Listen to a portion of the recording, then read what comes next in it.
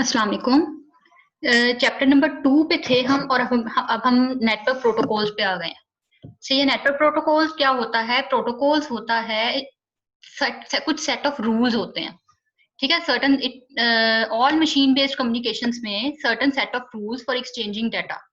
सही है, वो सेट ऑफ रूल्स जो कि जब डाटा को एक्सचेंज करते हैं बिटवीन कंप्यूटर्स, जो रूल्स यूज होते हैं उन्हें नेटवर्क प्रोटोकॉल या कम्युनिकेशन प्रोटोकॉल्स भी कहते हैं।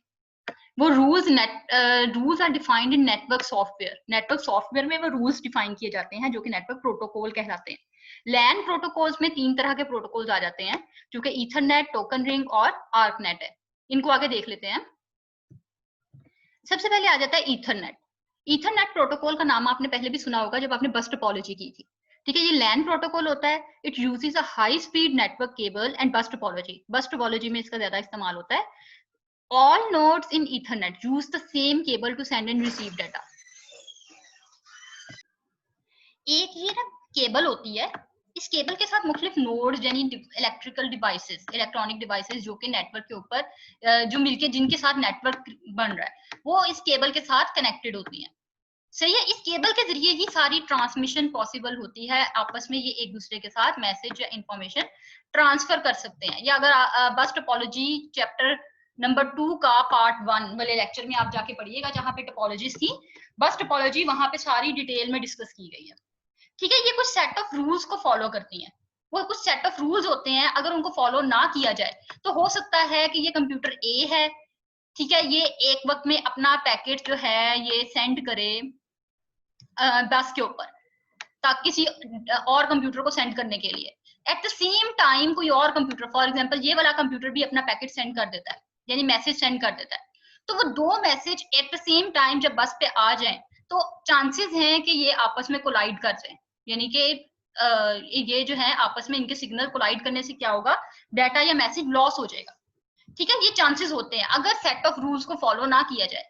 यानी सेट ऑफ रूल्स क्या है? वो कुछ प्रोटोकॉल है। वो प्रोटोकॉल कौन सी है? ईथरनेट प्रोटोकॉल है। वो सेट ऑफ रूल्स क्या कहती है कि before transmitting must find out if the cable is in use, कि आपने कोई भी डाटा या मैसेज बस पे सेंड करना है, ट्रांसमिट करना चाह रहे हैं, तो पहले आप देखें कि क्या जो बस है या ये जो केबल है, ये जो सेंट्रल केबल है, क्या ये पहले से ऑलरेडी यूज हो रही है, किसी और कोई और डिवाइस उसको यूज कर रही है। अगर हो रही है तो फिर आप वेट करें। कब तक वेट करें? जब तक कि केबल फ्री नहीं हो जाती। जैसे ही केबल या ये बस फ्री होती है, फौरी तौर पे अपना डाटा इसके ऊपर इमीडिएटली ट्रांसमिट कर दे। इस पूरे ये जो आपको एक प्रोसीजर बताया है कि पहले आपने देखना है कि केबल फ्री है या नहीं है, अगर फ्री है तो सेंड करना है, अगर नहीं है तो वेट करना है। ये कौन डिफाइन कर रहा है? ये CSMA-CD, carrier sense multiple access with clear detection, ये डिफाइन कर रहा है। अच्छा, इस ईथरनेट प्रोटोकॉल की डाटा ट्रांसफर स्पीड जो है, यानी डाटा ट्रांसफर रेट, कितना डाटा ये पर यूनिट टाइम ट्रांसफर करती है, वो है 10 megabits per second to 100 megabits per second, और इससे ज्यादा भी हो सकता है। ठीक है, अब नेक्स्ट आ जाती है अगली प्रोटोकॉल, ये है टोकन रिंग प्रोटोकॉल। ये आपको प्रोटोकॉल मिलेगी जब आप पढ़ेंगे रिंग टोपोलॉजी। टोपोलॉजीज में जाके अगर आप रिंग टोपोलॉजी पढ़ें तो इस प्रोटोकॉल को आप डिटेल में पढ़ सकते हैं।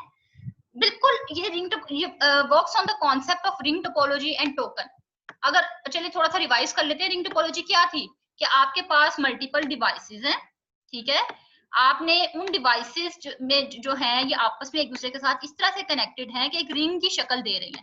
पहली डिवाइस अगली डिवाइस के साथ, अगली डिवाइस उससे अगली डिवाइसेस के साथ, और जो लास्ट डिवाइस है वो फिर से पहली डिवाइस के साथ कनेक्टेड है। ठीक है, पूरे नेटवर्क में एक टोकन सर्कुलेट करता है। अगर हम इसको आम लैंग्वेज में समझने के लिए बात करें तो वो टोकन आप समझ लें एक बास्केट है। आप उस बास्केट में ही मैसेज रख के किसी दूसरे डिवाइस को सेंड कर सकते हैं। उस बास्केट के बगैर आप ट्रांसमिशन नहीं कर सकते। लेकिन उसको अगर कंप्यूटर की जुबान में समझा जाए कि टोकन क्या है, कंप्यूटर की लैंग्वेज में वो क्या है, एक स्पेशल इलेक्ट्रॉनिक सिग्नल होता है जिस तरह टिकट होती है। ठीक है, पूरे नेटवर्क में सिर्फ एक ही टोकन अवेलेबल होगा। सही है, कुछ ये फॉर एग्जांपल ये टोकन है, पूरे नेटवर्क में यही अवेलेबल होगा, यही हर एक डिवाइस से दूसरी डिवाइस और उससे अगली डिवाइस तक मूव करता चला जाएगा। और इसी टोकन के जरिए आप डाटा ट्रांसफर कर सकते हैं। जिसके पास टोकन होगा वही उस टोकन में अपना डाटा रखवा सकेगा, और वो डाटा लेके टोकन फिर हर डिवाइस के पास जाएगा, और हर डिवाइस उससे चेक करेगी कि आया ये मेरे लिए तो नहीं है टोकन। अच्छा, ट्रांसमिशन ऑफ डाटा किस तरह से होता है उसका अगर तरीका देखा जाए, first gets token. For example ये कंप्यूटर ए है, जिसने कंप्यूटर किसी और ए कंप्यूटर ने कंप्यूटर बी को डाटा सेंड करना है, ये फॉर एग्जाम्पल बी कंप्यूटर है, ठीक है।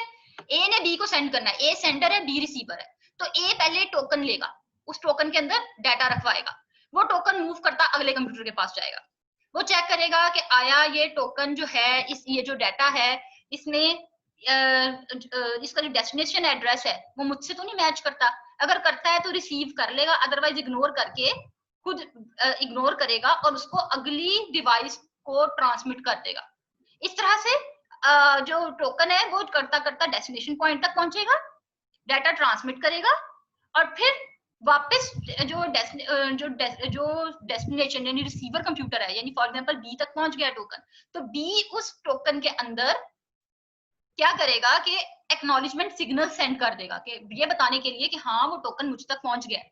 वो एक्नॉलेजमेंट सिग्नल फिर जितने और कंप्यूटर होंगे उनसे घूमता घुमाता वापस सेंडर तक आएगा, क्योंकि एक ही डायरेक्शन में मूव कर रहा है। जब सेंडर के पास आएगा और सेंडर देख लेगा कि इसके अंदर एक्नॉलेजमेंट सिग्नल पड़ा है, यानी कि जो मैसेज है वो रिसीवर कंप्यूटर तक पहुंच चुका है, तो फिर जो रिसीवर कंप्यूटर सेंडर कंप्यूटर है वो उस मैसेज को, उस टोकन को रिलीज कर देगा, यानी कि वापस भेज देगा टोकन को नेटवर्क पे, ताकि अब टोकन फ्री है, इसके अंदर कोई और कंप्यूटर या कोई और डिवाइस अपना डाटा, अपना मैसेज रखवा सकती है, तो क्योंकि टोकन रिलीज हो गया है, ठीक है। इसे कहते हैं token passing technique. Token passing क्या है? एक मेथड है of controlling access to the shared network cable, ठीक है। टोकन रिंग प्रोटोकॉल यही सारी चीजों को इंश्योर करती है। अच्छा, only one device can access the network at a time, एक वक्त में सिर्फ एक ही डिवाइस नेटवर्क को एक्सेस कर सकेगी जिसके पास टोकन होगा। सिंपल सी बात है, जिसके पास टोकन है वो एक्सेस कर सकेगी, बाकी सारों को टोकन के रिलीज होने का वेट करना पड़ेगा। और नो कोलिजन कैन अकर, चूंकि एक ही device at the same time token को एक्सेस कर पा रही है और वो एक ही डिवाइस उस टोकन के जरिए मैसेज को दूसरी डिवाइस तक पहुंचा रही है, तो कोलिजन के चांसेस ही नहीं है, ठीक है। Very slow data transfer rate, इसमें डाटा ट्रांसफर रेट बहुत स्लो होता है, क्योंकि टोकन का वेट करना पड़ता है, एक ही टोकन है पूरे नेटवर्क पे। नेक्स्ट आ जाता है आर्कनेट। लैन प्रोटोकॉल में आर्कनेट क्या है? यह है attached resource computer network. A for attach, R for resource, C for computer और NET नेटवर्क का NET फर्स्ट 3 लेटर्स ले लिए गए हैं, नेट। ये लैन प्रोटोकॉल है। It uses twisted pair cable और coaxial cable media and star topology. अब स्टार टोपोलॉजी जो आप लोगों ने पढ़ी थी ना फर्स्ट लेक्चर में, सेकंड चैप्टर के लेक्चर, यानी कि ये आपका है शायद लेक्चर नंबर 3 में, याद करें। उसमें क्या था कि दरमियान में कोई सेंट्रल डिवाइस होती है, या तो वो हब होगी या वो स्विच होगी, इन दोनों में से कोई एक डिवाइस होगी, ठीक है। हब और स्विच के जरिए मुख्तलिफ जो आपके पास डिवाइसेस हैं वो कनेक्टेड होती हैं। अब वो कनेक्टेड किस मीडिया के जरिए होंगी? वो या तो ये वाली जो लाइन मैंने ड्रॉ की है, ये या तो होगी ट्विस्टेड पेयर केबल या कोएक्सियल केबल कोएक्सियल केबल, ठीक है। अच्छा, आर्कनेट प्रोटोकॉल इस तरह के स्ट्रक्चर के ऊपर काम करता है। ये original ARCNET protocol was very slow, बहुत स्लो थी।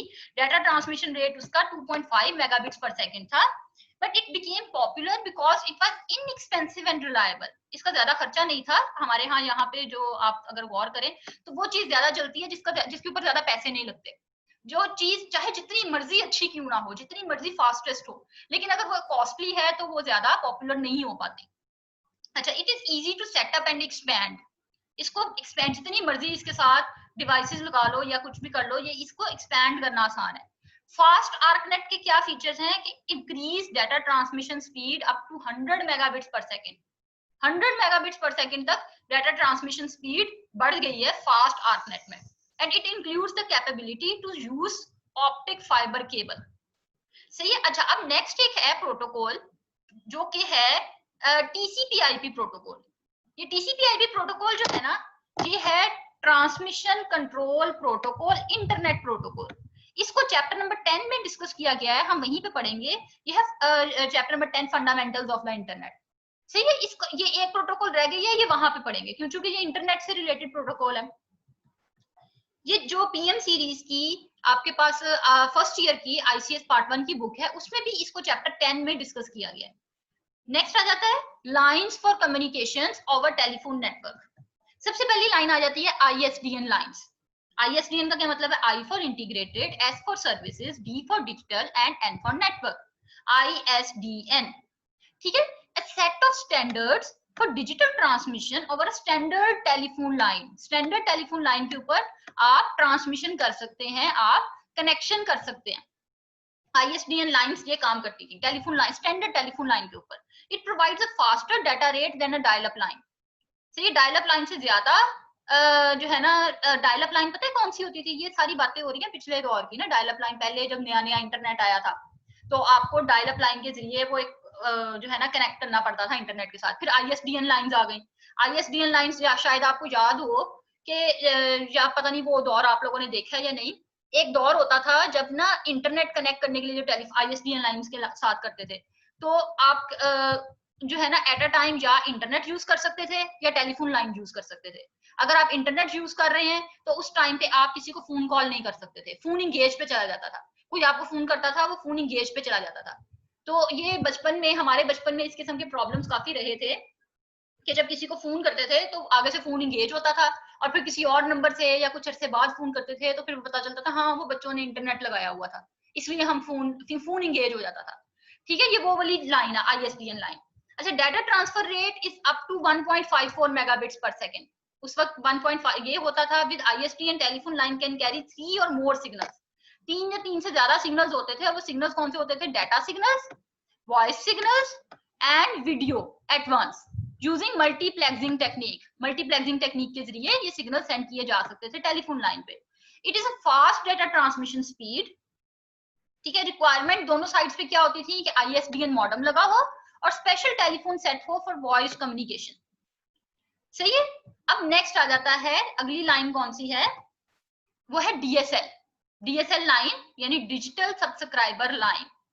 सही है। ये क्या प्रोवाइड करता है? Communication line that provides digital data transmission over a standard telephone network. इसमें इंटरनेट भी अलाउ करता है ये, प्लस टेलीफोन सर्विसेज भी अलाउ करता है। अब आजकल के जो आप लोगों के PTCL का अगर किसी ने नेट लगवाया हो, तो उन लाइंस में क्या होता है कि आपके पास जो है इंटरनेट भी, आप eight the same time internet भी यूज कर सकते हैं और टेलीफोन भी आपका इंगेज पे नहीं जाता। टेलीफोन भी eight the same time use किया जा सकता है। ब्रॉडबैंड और आपके पास टेलीफोन लाइन दोनों इकट्ठे यूज हो सकते हैं। दोनों साइड की रिक्वायरमेंट्स क्या है कि दोनों साइड पे नेटवर्क कार्ड हो और DSL मॉडेम मौजूद हो। इसका डाटा ट्रांसमिशन रेट ISDN से ज्यादा है, जो कि कितना है? 144 किलोबिट्स पर सेकंड से लेके 10 मेगाबिट्स पर सेकंड तक है। अच्छा, telephone line remains free. User can use telephone services. Telephone line free रहती है, इसमें जब मर्जी आप टेलीफोन कॉल भी कर सकते हैं, आपका दिल चाहे तो आप जब मर्जी टेलीफोन कॉल के साथ साथ इंटरनेट भी यूज कर सकते हैं। Mostly it is used in small businesses and home users. ठीक है, आज ज्यादातर यहाँ पे यूज होता है बिजनेसेस में या घरों में इस्तेमाल के लिए। नेक्स्ट आ जाता है टॉपिक हमारा OSI मॉडल। ये बहुत इंपॉर्टेंट मॉडल है, ये अक्सर लॉन्ग क्वेश्चंस में भी आ जाता होता है, इसको जरा अच्छी तरह से कर लीजिएगा। O for open, S for system, I for interconnection. OSI, open system interconnection, ये इसकी एब्रिविएशन है। ये MCQs में आती है, इसको अच्छी तरह से कर लें। अच्छा, नेटवर्क मॉडल, जो ये एक नेटवर्क मॉडल है which is used for designing network architecture. Network architecture बनाने के लिए इसको डिजाइन किया गया था। इट इज डिवेल्प्ड बाय, अच्छा ये भी गौर से, ये वाला भी गौर से करें, किसने डिवेल्प किया था? ISO, international standard organisation. इसने 1983 में इसको डिवेल्प किया था। MCQs में अक्सर क्वेश्चन आ जाता है। इसका शॉर्टकट क्या है कि OSI किसने डिवेल्प किया था? इसको उल्टा कर दें, उल्टा पढ़ लें, ISO। सही है। अब इसकी एब्रीविएशन जरा याद कर लेना, एब्रीविएशन बिल्कुल अलग हैं दोनों की। OSI की एब्रीविएशन है ओपन सिस्टम इंटरकनेक्शन और ISO की है इंटरनेशनल स्टैंडर्ड ऑर्गेनाइजेशन। अच्छा, it provides a logical framework for data communication through computer networks. ठीक है, कंप्यूटर नेटवर्क्स के जरिए आप डाटा कम्युनिकेशन कर सकते हैं। ये एक लॉजिकल फ्रेमवर्क देता है। मोस्ट वाइडली एक्सेप्टेड मॉडल, इसको बहुत सारे लोगों ने एक्सेप्ट किया हुआ है। इसका पर्पस क्या है? To open communication between different systems. मुख्तलिफ सिस्टम्स में डाटा को कम्युनिकेट करने के ये कुछ जो है फैसिलिटीज या प्रोवाइड करता है without requiring changes to the logic of the underlying hardware and software. सही, it deals with open system. Open system क्या होता है? जो कि इंफॉर्मेशन एक्सचेंज करने के लिए दूसरे लोगों के लिए ओपन हो। अच्छा, इसकी कुछ लेयर्स हैं, जिन लेयर्स को पास कर करके एक पैकेट या एक मैसेज किसी दूसरे कंप्यूटर तक पहुंचता है। वो लेयर्स कौन सी हैं? वो है ये आपके सामने लिखी हुई है, ये फिजिकल लेयर, ये सारी लेयर 7 लेयर है ये total. Physical data link layer, network layer, transport layer, session layer, presentation layer और एप्लीकेशन लेयर। लेकिन अब इनको आपने बहुत तरतीब से याद करना है, इनकी तरतीब आगे पीछे नहीं होनी चाहिए, सीक्वेंस में याद करना है, क्योंकि ये लेयर्स एक सीक्वेंस में ही काम करती हैं। अब सीक्वेंस को याद रखना थोड़ा सा ट्रिकी हो सकता है, इसलिए एक शॉर्टकट है, आप ये एक सेंटेंस याद कर लें। ये 2 सेंटेंसेस हैं एक्चुअली। एक है please do not trust sales person advice. इसमें पी का मतलब है फिजिकल लेयर, ये उल्टा चल रहा है, P for physical, D for data link layer, N for network layer, T for transport layer, S for session layer, T for presentation layer, A for application layer. सही है। आपने अगर एक ये सेंटेंस, ये आपने पेपर में नहीं लिख के आना, ये आपकी अपनी जो है ना याद दहानी के लिए, आपके अपने इसको लर्न करने के लिए ये एक शॉर्टकट है। सही है। अगला एक सेंटेंस है all people seem to need data processing. ये जब एक सेंटेंस मीनिंगफुल सेंटेंस आपके सामने हो ना, तो उस मीनिंगफुल सेंटेंस को याद रखना मुश्किल है, रादर देन कि आप इन सब लेयर्स को एक सीक्वेंस में याद रखें, भूल जाती हैं। तो इस सेंटेंस के जरिए आप इनको इजीली याद कर सकते हैं। ठीक है। ए for application layer, P for presentation layer. अब ये उल्टी चल रही है नीचे से ऊपर की तरफ। ठीक है। अगर आपने ये वाली याद की है तो आपने आपकी जो लेयर्स हैं वो इस तरह से चलेंगी। ठीक है। अब ये 1 बाय 1 इन लेयर्स के फंक्शंस देख लेते हैं, ये लेयर्स करती क्या है, किस तरह से डाटा को ट्रांसफर करती है। उससे पहले अगर आगे आप देखें तो ये जो पहली 3 लेयर्स है ना, application layer, presentation layer, session layer, ये तीनों अपर लेयर्स हैं। सही है। ये it works as user support layers, ये यूजर को सपोर्ट करती है। ये 3 लेयर्स यूजर को सपोर्ट करती हैं। जो बाकी 4 है, ट्रांसपोर्ट, नेटवर्क, डाटा लिंक और फिजिकल, ये चारों लोअर लेयर्स कहलाती हैं। It works as network support layers, तो ये नेटवर्क को सपोर्ट करती हैं। It is related to the physical components of the network, network के फिजिकल कंपोनेंट्स और डिवाइसेस में आपस में ट्रांसपोर्टेशन कैसे होगी डाटा की, ये सब कुछ डिसाइड कौन करेंगे, लोअर लेयर्स।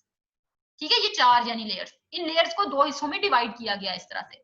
अब क्या होता है कि फॉर एग्जांपल सोर्स कंप्यूटर ने डेस्टिनेशन कंप्यूटर को कोई पैकेट सेंड करना है, तो वो पहले इन सातों के सातों लेयर्स में से कैसे पास ऑन होके जाएगा।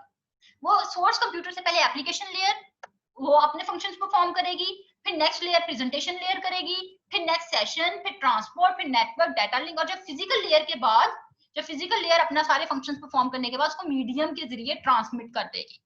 जब ट्रांसमिट होकर डेस्टिनेशन लेयर तक पहुंचेगा तो अभी वो इन सातों लेयर्स में इन रिवर्स ऑर्डर, पहले फिजिकल लेयर, फिर डाटा लिंक, फिर नेटवर्क, इन लेयर से पास ऑन होता होता होता एप्लीकेशन लेयर्स के बाद जाके डेस्टिनेशन कंप्यूटर तक पहुंचेगा।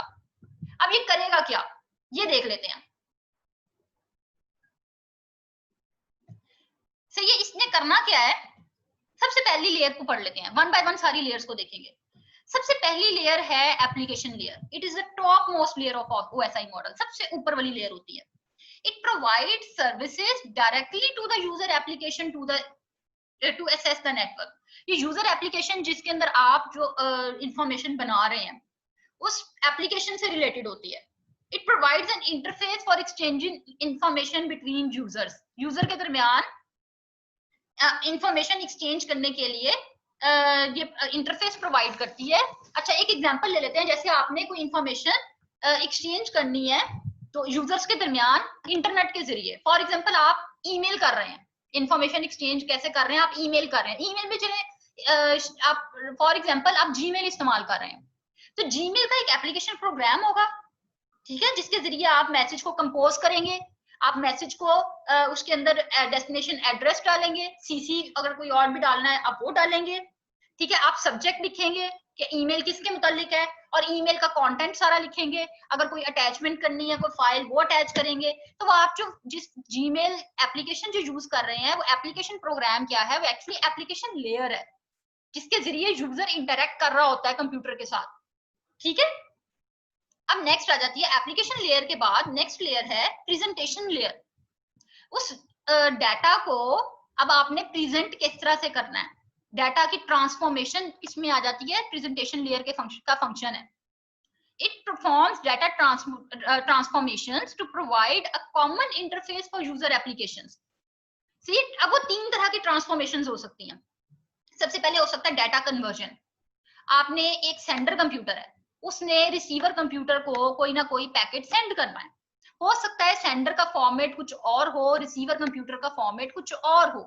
तो जाहिर है जब आप एक कंप्यूटर से दूसरे कंप्यूटर पे जिनके फॉर्मेट डिफरेंट है, जब डाटा सेंड करेंगे तो सेंडर कंप्यूटर जो है वो जाहिर है फॉर्मेट चेंज करेगा ना अकॉर्डिंग टू रिसीवर कंप्यूटर, ताकि रिसीवर कंप्यूटर उस मैसेज को अंडरस्टैंड कर सके, उस मैसेज को समझ सके. तो डाटा कन्वर्जन का जो काम है वो किस लेयर में होगा? वो प्रेजेंटेशन लेयर में होगा. अच्छा, नेक्स्ट आ जाता है, देखिए सेंडर साइड पे क्या होगा. अब देखिए सेंडर साइड पे क्या होगा, converts data into standard format that network requires. ठीक है, अब जब ये सेंडर के बाद ये सेंडर साइड पे हो गया, फिर अगली लेयर सारी प्रेजेंटेशन के बाद ऑनवर्ड जितनी लेयर है उनमें से पास ऑन होने के बाद, मीडियम से गुजरने के बाद, जब डेस्टिनेशन साइड पे सारी लेयर्स में से गुजरने के बाद डेस्टिनेशन की प्रेजेंटेशन लेयर पे आएंगे, यानी रिसीवर साइड की प्रेजेंटेशन लेयर क्या करेगी, changes data from standard format into the format the receiver can understand it.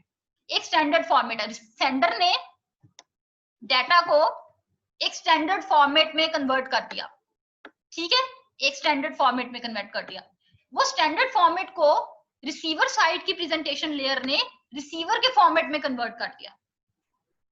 समझ आई बात को? एक स्टैंडर्ड फॉर्मेट बीच में घुसा दिया. सेंडर ने स्टैंडर्ड फॉर्मेट पे किया, जो सेंडर की साइड का जो प्रेजेंटेशन लेयर थी, और फिर रिसीवर साइड की प्रेजेंटेशन लेयर ने उसको रिसीवर के फॉर्मेट के अकॉर्डिंग कन्वर्ट कर दिया. नेक्स्ट आ जाता है इंक्रिप्शन एंड डिक्रिप्शन. इंक्रिप्शन क्या होती है? इंक्रिप्शन का मतलब है कि ओरिजिनल डाटा को किसी और फॉर्म में इंक्रिप्ट कर देना, ताकि क्योंकि डाटा ने नेटवर्क के ऊपर ट्रेवल करते हुए डेस्टिनेशन तक पहुंचना है. तो हो सकता है कोई ईव्सड्रॉपर, यानी कि कोई ऐसा बंदा जो कि चुपके से नेटवर्क को लिसन कर रहा हो और वो उस मैसेज को रीड कर ले. तो आपकी जो बहुत इंपॉर्टेंट इंफॉर्मेशन इस तरह से लॉस हो सकती है, जिसको आप अक्सर हैक का नाम देते हैं. हैक कर लेना, हैक तो होता है ना किसी और डिवाइस में घुस जाना. ईव्सड्रॉप होते हैं जो कि नेटवर्क के ऊपर बैठ के साइलेंटली लिसन कर रहे होते हैं. ठीक है, तो इस तरह के चांसेस होते हैं कि आपका डाटा ब्रीच कर जाए, आपका जो इंपॉर्टेंट डाटा किसी और के हाथ चढ़ जाए. तो अगर आपने इससे बचाना हो तो डाटा को इनक्रिप्ट कर दिया जाता है, उसकी प्रेजेंटेशन चेंज कर दी जाती है. इनक्रिप्ट का क्या मतलब है? फॉर एग्जांपल आपका डाटा का था, मैसेज था हेलो, HELO. ठीक है, मैं हेलो का स्पेलिंग गलत लिख रही हूँ, आप इसी को समझ लें बस. हेलो में अगर मैं कहती हूँ H की जगह जहां जहां H आ रहा है वहां पे डॉलर साइन लगा दो, इनक्रिप्ट कर दिया ना. E की जगह पे जो है @ लगा दो, L की जगह पे एक्सक्लेमेशन मार्क लगा दिया, और O की जगह पे स्टेरिक लगा दिया. ये हमने जी इनक्रिप्ट कर दिया डाटा. अब आप मुझे बताएं, आपको ये हेलो नहीं पता, आपको नहीं पता ये मैसेज क्या है, आपके पास ये पहुंचे, क्या पहुंचे आपके पास? डॉलर @ एक्सक्लेमेशन और स्टेरिक. क्या आप इसको अंडरस्टैंड कर सकेंगे? आप इसको कोई इसको मीनिंग दे सकेंगे? बिल्कुल भी नहीं, आपको समझ ही नहीं आएगा डाटा क्या है. इसका मतलब है कि अगर नेटवर्क पे ट्रांसमिट करते करते किसी गलत हाथों में डाटा चला भी जाता है तो दूसरे जो जिसके हाथों में जाएगा वो उसको अंडरस्टैंड ही नहीं कर पाएगा. इससे कहते हैं इनक्रिप्ट करना. डाटा की शक्ल बदल दी जाती है, ओरिजिनल डाटा को किसी और फॉर्म में ट्रांसफॉर्म कर दिया जाता है, फिर उसको नेटवर्क के ऊपर भेजा जाता है. ठीक है, और इसकी एक की होती है, जैसे हमने की बनाई ना अभी कि H का मतलब है H जो है उसको स्टेरिक के साथ एक्सचेंज करना है, E जो है वो एम्परसेंड साइन है, इस तरह से. तो अब जब जब आप ये तो हो गया ना सेंडर साइड पे, सेंडर साइड की प्रेजेंटेशन लेयर. जब आप रिसीवर साइड की प्रेजेंटेशन लेयर पे जाएंगे ना, तो रिसीवर साइड पे क्या होगा कि ये डिक्रिप्ट होगा, यानी इसका उल्टा ऑपरेशन परफॉर्म होगा. किसी और फॉर्म में जो डाटा है वो रीट्रांसफॉर्म होगा into its original form. For example जैसे हम इसी एग्जांपल को लेके चल रहे हैं, तो हर जगह जहां जहां डॉलर साइन मैसेज में आ रहा है उसको H से रिप्लेस कर देंगे, ये @ साइन को E से कर देंगे, एक्सक्लेमेशन को L से कर देंगे और स्टेरिक को O से कर देंगे. आप वापस ओरिजिनल फॉर्म में आ गए. तो इस तरह से डाटा आपका सिक्योर हो गया. प्रेजेंटेशन लेयर इस किस्म के काम करेगी. अच्छा, नेक्स्ट आ जाता है कंप्रेशन. प्रेजेंटेशन लेयर का एक और फंक्शन है कंप्रेशन. कंप्रेशन का मतलब होता है, या कंप्रेस करने का मतलब होता है किसी चीज का साइज छोटा कर देना, कंप्रेस कर देना. सेंडर साइड पे क्या होगा, जो आपका डाटा होगा ना उसको कंप्रेस कर दिया जाता है इनटू स्मॉल साइज, ताकि जब उसको ट्रांसमिट करें, डाटा ट्रांसमिट करें फ्रॉम सेंडर टू रिसीवर, तो कम टाइम लगे, टाइम या ड्यूरेशन रिड्यूस हो जाए। ठीक है, फिर इसको क्या किया जाता है, चूंकि कंप्रेस करने से कुछ इंफॉर्मेशन कंप्रेस हो जाएगी, तो इसको रिसीवर साइड की जो प्रेजेंटेशन लेयर है, डेस्टिनेशन कंप्यूटर की डेस्टिनेशन साइड की प्रेजेंटेशन लेयर क्या फंक्शन परफॉर्म करेगी, डीकंप्रेस कर देगी डाटा को, उसको वापस उसी फॉर्म में ले आएगी। ठीक है, ये एक फंक्शंस थे कुछ प्रेजेंटेशन लेयर के। अब नेक्स्ट आ जाती है लेयर, वो है सेशन लेयर। ये लॉन्ग क्वेश्चन आ जाता होता है सारी लेयर्स के बारे में। सेशन लेयर क्या करता है, it establish, maintain and manages connections between and user applications. ठीक है, कनेक्शंस बनाता है, यूजर और सेंडर और रिसीवर कंप्यूटर के दरमियान में कनेक्शंस बनाता है।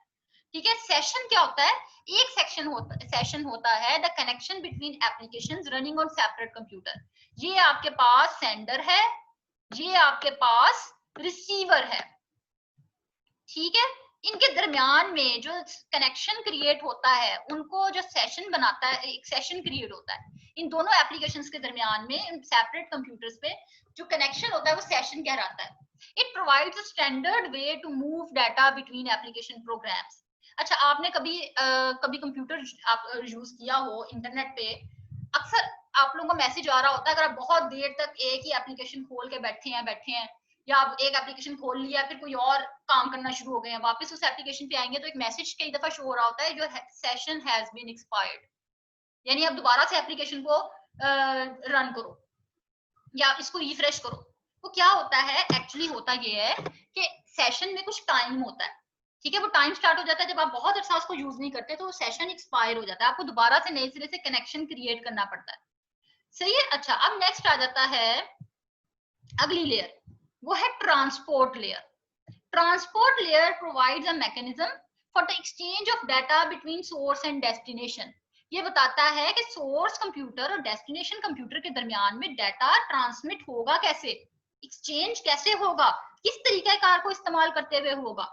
It controls the flow of data, अच्छा डाटा फ्लो को भी कंट्रोल करता है, and ensures complete data transfer, और ये भी इंश्योर करता है, ये चीज इस चीज का भी श्योरिटी देता है, गारंटी करता है कि डाटा पूरा का पूरा ट्रांसफर हो गया है, कोई बीच में नहीं रह गया। अच्छा, एक्चुअली होता क्या है, सेंडर साइड पे क्या होता है, जो अगर मैसेज बड़ा है, जाहिर है बड़ा ही होता है, उसके अंदर मैसेज जो है वो उसको क्या होता है कि वो ब्रेक डाउन कर देता है इन स्मॉल सेगमेंट्स, छोटे छोटे डाटा पैकेट्स में। फिर वो चाहे जो मर्जी वो सेगमेंट्स जो है ना, जिस मर्जी रास्ते से, जिस मर्जी पाथ से घूमते फिरते जैसे भी डेस्टिनेशन कंप्यूटर तक पहुंचे, डेस्टिनेशन कंप्यूटर की जो ट्रांसपोर्ट लेयर है वो उन सारे सेगमेंट्स को रीअसेंबल करती है, इकट्ठा करती है, और फिर वो अगली लेयर तक पहुंचा देती है। ठीक है, it also sends an acknowledgement of the receiving of data to sender. जो सेंडर साइड है ना, वो क्या करती है कि रिसीविंग साइड की जो ट्रांसपोर्ट लेयर है, वो सेंडर साइड की ट्रांसपोर्ट लेयर को एक मैसेज भी भेज देती है कि भाई मेरे पास सारे पैकेट्स पहुंच गए हैं, मेरे पास सारा डाटा पहुंच गया। अगर नहीं पहुंचा होता, कोई सेगमेंट मिस हो जाता है, तो वो रिक्वेस्ट कर लेती है कि भाई मुझे दोबारा से फलां सेगमेंट नंबर, ये नंबर भी बता देती है, फलां सेगमेंट नंबर नहीं पहुंचा, वो मेरे तक पहुंचाओ। ठीक है, इस तरह से इंश्योर करती है पूरा डाटा ट्रांसफर रेट। अच्छा, इसकी एग्जांपल अगर रियल टाइम एग्जांपल ली जाए, तो अगर आप देखें, जिस तरह हमारे यहाँ क्या होता है, जब बारात जाती है कहीं, तो पहले क्या होता है, मुख्तलिफ गाड़ियां होती हैं, जितनी भी है 10 है 15 है, जितनी भी गाड़ियां हैं, पहले उनको काउंट कर लिया जाता है घर से कि भाई कितनी नंबर ऑफ कार्स हैं। फिर उनको एक लोकेशन बता देते हैं कि भाई नहर पे या माल रोड पे या जहां पे भी, यहाँ पे होटल है, आप सबने फलां लोकेशन पे सबने इकट्ठे हो जाना है। ठीक है, फिर मुख्तलिफ लोगों की मुख्तलिफ चॉइसेस होती हैं, कुछ लोग कोई रास्ता इख्तियार करते हुए उस जगह तक पहुंचते हैं, कुछ लोग कोई और पाथ जो है वो ऑप्ट कर लेते हैं। जब एक जगह पे पहुंच लेते हैं, तो फिर जो रिसीवर साइड होती है, यानी कि जिस लोकेशन पे वो पहुंचे होते हैं, होटल के बाहर या जहां पे भी, वहां पे खड़े होकर रीअसेंबल होते हैं। रीअसेंबल का क्या मतलब है कि शुरू में जिस तरह से भी गए, हो सकता है पहले कोई और गाड़ी पहुंच गई हो, दूल्हे की गाड़ी बिल्कुल लास्ट में आ रही हो, वहां पे जाके रीअसेंबल होते हैं, दूल्हे की गाड़ी को सबसे आगे करते हैं, उसके बाद प्रायोरिटी वाइज गाड़ियां रीअसेंबल होती हैं, एक के बाद एक गाड़ी आगे पीछे लगती है, ताकि हम होटल एक रीअसेंबल फॉर्म में पहुंचे। सही है, उनकी डेस्टिनेशन क्या होती है, डेस्टिनेशन होटल होती है, वो एक पॉइंट पे ट्रांसपोर्ट लेयर पे आके रुके होते हैं और वहां पे अपने आप को रीअसेंबल करते हैं। और अगर कोई गाड़ी पीछे रह जाती है तो फिर फोन कर करके उनको बुला रहे होते हैं कि यार पहले सारे इकट्ठे हो फिर हम आगे जाएंगे। ठीक है, ये एक है रियल टाइम एग्जांपल है। सही है। फिर एक्नॉलेजमेंट भी सेंड करते हैं, कोई घर में कोई एक बुढ़ी बुजुर्ग को बिठा के आए हो तो उसको बता देते हैं, फोन पे साथ साथ इतला दे रहे होते हैं कि भाई अब हम अभी फलां पैकेट पीछे रह गया है, अभी फलां गाड़ी पीछे रह गई है, हम उसका इंतजार कर रहे हैं। जब वो गाड़ी पहुंचती है उसको उसकी पोजीशन पे लेके आते हैं, उसको रीअसेंबल करते हैं और फिर पीछे इतला दे देते हैं कि भाई हम सारे पूरे हो गए हैं, अब हम हॉल में घुसने लगे हैं, हम होटल में जाने लगे हैं, एंट्री लेने लगे हैं। सही है, ये मतलब एक छोटी सी एग्जांपल है ट्रांसपोर्ट लेयर की। अच्छा, नेक्स्ट आ जाती है layer network layer. Network layer क्या करती है, इट मेक्स राउटिंग डिसीजंस। ये अब हम मजीद नेटवर्क की तरफ आ गए हैं, हम ना जरा अब और ज्यादा डीप होते चले जा रहे हैं। हम अब कहाँ पे आ गए हैं, सारा हम मीडियम की तरफ आ रहे हैं कि डाटा को ट्रांसमिट करना कैसे है। ये राउटिंग डिसीजंस लेती है। राउटिंग का मतलब है कौन सा रूट इस्तेमाल करना है, कौन सा रास्ता इस्तेमाल करना है, किस रास्ते के जरिए हमने पहुंचना है डेस्टिनेशन तक। ठीक है, ये कौन डिसीजन लेगा, network layer. In larger networks, several intermediate networks between source and destination computers. Source and destination में बहुत सारे नेटवर्क्स होते हैं, बहुत सारी राउटिंग स्कीम्स होती हैं, बहुत सारे रास्ते होते हैं, तो उनमें से सिलेक्ट करना होता है। Make possible to route data to the destination computer and determines a logical path. एक लॉजिकल पाथ फाइंड आउट किया जाता है और ये पॉसिबल किया जाता है कि डाटा डेस्टिनेशन कंप्यूटर तक पहुंच जाए, बीच में ना कहीं रह जाए। नेक्स्ट लेयर आती है data link layer. It deals with the flow of data, कि डाटा जब फ्लो कर रहा है उसके साथ डीलिंग करता है। It provides error free transfer of data, कि डाटा एरर फ्री ये चेक करती है। डाटा लिंक लेयर चेक करता है कि आया जो डाटा पहुंचा है वो प्रॉपरली और सेफली डेस्टिनेशन पे पहुंच गया है या नहीं, बीच में कोई एरर तो नहीं आ गया। Also responsible for the reliability of physical link. Physical link की रिलायबिलिटी को भी ये इंश्योर करती है, establish at the physical layer. अच्छा, इसकी दो सब लेयर्स होती हैं। डाटा लिंक लेयर की आगे मजीद दो सब लेयर्स होती हैं। एक होती है लॉजिकल लिंक कंट्रोल, एलएलसी भी बोलते हैं, और एक होती है media access control. Logical link क्या होती है कि it establish and maintains links between the communication devices. Link बनाती है, ठीक है, लिंक्स बनाती है कम्युनिकेशन डिवाइसेस के जरिए। और इसका फंक्शन क्या होता है, to ensure the reliability of physical connection. सही है। फॉर एग्जांपल ये सेंडर है, ठीक है, और ये रिसीवर है, ठीक है। अब इसके पास राउटिंग जैसी भी है, जो भी रूट्स मौजूद हैं, ये ऐसे भी डाटा जा सकता है, इसका डाटा घूम फिर के लंबे रास्ते से भी जा सकता है। जिस भी रास्ते से जाना है, जो भी इसने लिंक या रास्ता यूज करना है, उस लिंक को इस्टेब्लिश करना, उसको मेंटेन करना, ये काम किसका है, एलएलसी लेयर का, सब लेयर, जो कि सब लेयर है डाटा लिंक लेयर की। ठीक है। अच्छा, फॉर एग्जांपल, अब एग्जांपल हम रियल टाइम की एग्जांपल भी ले लें। जैसे कोई बहुत बड़ी कोई जो है ना, कोई सियासतदान है, उसने किसी एक सोर्स से, एक जगह से डेस्टिनेशन लोकेशन तक पहुंचना है, कहीं पे जाना है, ठीक है, और ऐसे जाना है कि पूरे प्रोटोकॉल के साथ, ताकि जिस रोड से उसने गुजरना है, रास्ता डिफाइन किया जाता है ना कि इसको इस रोड से लेके जाना है, उधर के रास्ते ब्लॉक करने हैं, आम पब्लिक को वहां से गुजरने नहीं देना। अब ऐसा तो नहीं होगा कि अगर कोई फॉर एग्जाम्पल कोई सियासतदान है, उसने शादमान से रायवंड जाना है, या रायवंड छोड़े, शादमान से उसने कोई जोहर टाउन आना है, तो ऐसा तो नहीं होगा कि आने वाले सारे रास्ते ब्लॉक कर दिए जाएंगे। देखा जाएगा, एक लिंक क्रिएट किया जाएगा, इसने कौन सा रास्ता इस्तेमाल करते हुए आना है, उस रास्ते को मेंटेन किया जाएगा सिर्फ। ठीक है। अच्छा, नेक्स्ट आता है media access control. It controls the way in which multiple devices share the same communication medium.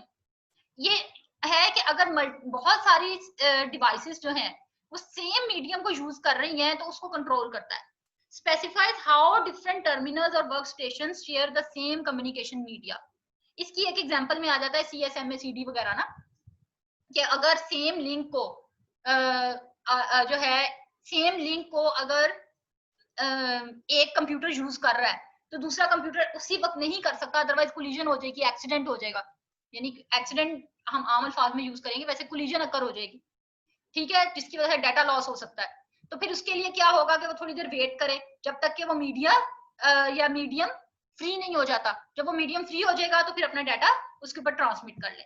Next आ जाता है, नेक्स्ट लेयर है फिजिकल लेयर, जो कि लास्ट लेयर भी है। It is the bottom most layer of the OSI model. It concern with the transmission media. अब ये बिल्कुल ही हम लोअर लेवल पे आ गए हैं, ट्रांसमिशन मीडिया पे आ गए हैं। इसमें इसका ताल्लुक ट्रांसमिशन मीडिया या कनेक्टर्स के साथ होता है। कनेक्टर्स क्या होते हैं? It is the physical part of the network that connects network components. ठीक है, अच्छा, it controls and coordinates the transmission of data in form of bit stream. जो 0101 की फॉर्म में जो डाटा है उसको कंट्रोल और कोऑर्डिनेट करेगा, बिट स्ट्रीम पे आ जाएगा। अच्छा, फिजिकल मीडिया कौन सा होगा? वो या तो कोएक्सियल केबल हो सकती है या ऑप्टिकल फाइबर केबल हो सकती है, हो सकता है कोई वायरलेस सिस्टम के जरिए डाटा ट्रांसमिट हो रहा हो, उसकी अलग जो है फिजिकल लेयर के अलग फंक्शंस होंगे। ये सारे फिजिकल मीडियम हम अभी नेक्स्ट चैप्टर में, जो कि चैप्टर नंबर 3 है, उसमें करेंगे नेक्स्ट लेक्चर्स में। ठीक है, it defines the rules by which the bits are passed from one node to the network in the network to the next. ठीक है, ये रूल्स को डिफाइन करती है कि वो बिट्स कैसे पास करेंगी एक कंप्यूटर से दूसरे कंप्यूटर तक। अब बिल्कुल हम बिट लेवल पे आ गए हैं। अच्छा, it defines the electrical, mechanical, procedural and functional specifications. किस चीज की? For activating, maintaining and deactivating the physical link between the sender and receiver. ठीक है, सेंडर और रिसीवर में लिंक को एक्टिवेट करना, डीएक्टिवेट करना, मेंटेन करना। क्यों? ताकि आप electrical, mechanical, procedure, functional specifications को डिफाइन कर सकें। ये सारे काम, ये फंक्शंस किसके हैं? फिजिकल लेयर के हैं। सही है, इसके साथ आपका OSI मॉडल खत्म होता है और इसके साथ ही OSI मॉडल लास्ट टॉपिक था, आपका ये चैप्टर भी खत्म होता है। ठीक है, अब आपने इस चैप्टर को जब पेपर के लिए तैयार करना है, ये सिर्फ आप लोगों की अंडरस्टैंडिंग के लिए, समझाने के लिए था। पेपर के लिए जब आप तैयार करेंगे तो आप ये PM series computer science ICS part 1 की बुक से डिटेल में पढ़ेंगे और उसके अकॉर्डिंग जिस तरह से उसमें हेडिंग्स वगैरह दे दे के सारा टॉपिक समझाया गया है, उसी तरह से आप उस टॉपिक को पेपर के अंदर राइट अप करेंगे। सही है, अब इंशाल्लाह नेक्स्ट लेक्चर में आप नेक्स्ट चैप्टर्स कवर कर सकेंगे। अब तक के लिए इतना ही।